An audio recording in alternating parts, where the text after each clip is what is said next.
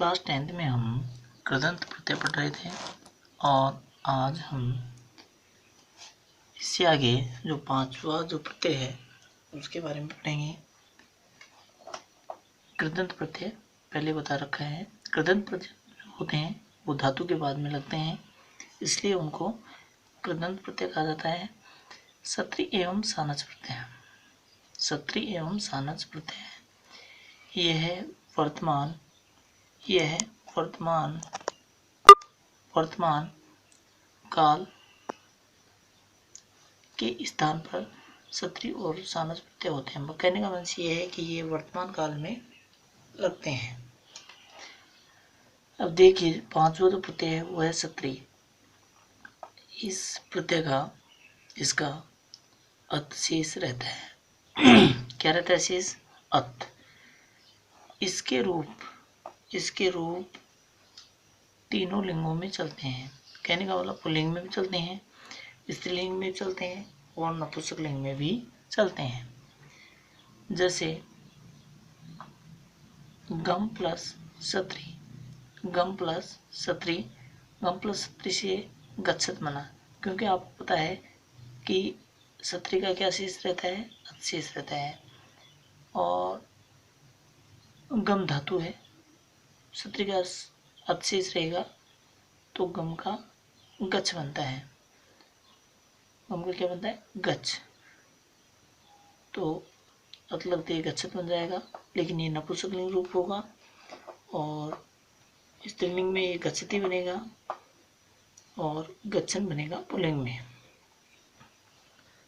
तीनों लिंगों में चल रहे हैं ना, तो गच्छत तो बनेगा किसमें? नपुंसकलिंग में, और गच्छति बनेगा स्त्रीलिंग में और गच्छन बनेगा पुल्लिंग में। ठीक है। उसी प्रकार देखेंगे कि पट प्लस सत्री, पट प्लस सत्री, तो पट प्लस सत्री से पठत बना, हलंत है, ये नपुंसकलिंग का है। पठती स्त्रीलिंग का है और पठन जो है वो नपुंसकलिंग का है। हस प्लस सत्री,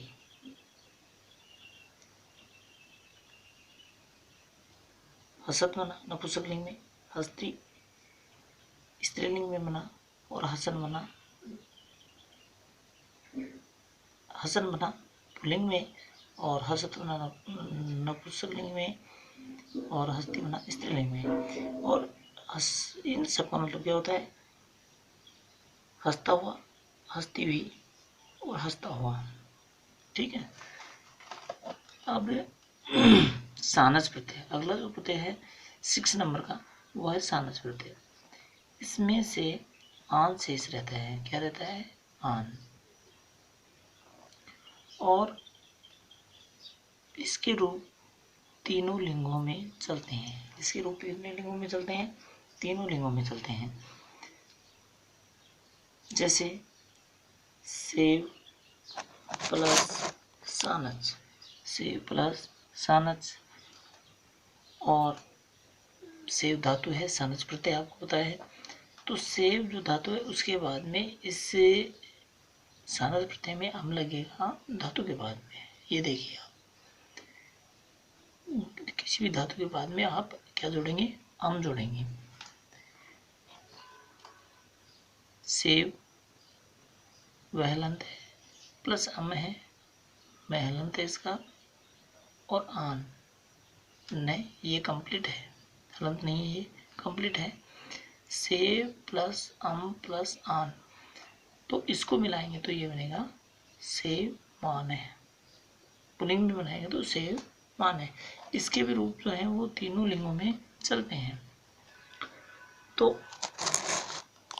अगर ये सेव माने बनता है विसर्ग वाला तो पुल्लिंग में होगा, सेव माना बनता है तो स्त्रीलिंग में होगा, और सेव मानम बनता है तो ये होगा नपुंसकलिंग में। क्लास 8 तक आपको पता है ओनली एक ही रूप बनता था, लेकिन क्लास 10th में ये तीनों लिंगों में चलेंगे और इसी प्रकार से ये बन रहे हैं। और जैसे आगे हम देखें कि पट प्लस सानच से पठमाने बनेगा, क्योंकि आपको पता है हम जोड़ेंगे, इसमें पट के आगे हम जोड़ेंगे तो पट माने बन जाएगा, पट माना बन जाएगा स्त्रीलिंग में, और पट मानम किस में बन जाएगा, नपुंसकलिंग में। आपको ये लास्ट में न देखना है, ना देखना है और नम देखना है सानस प्रत्यय में। जैसे वृत्त प्लस सानस, आपको पता है सानस कहाँ से रहता है, हम जोड़ देते हैं तो ये वर्तमान है बनता है, वर्तमाना स्त्रीलिंग है, और वर्तमानम जो है वो कौन सा लिंग है, नपुंसक लिंग है।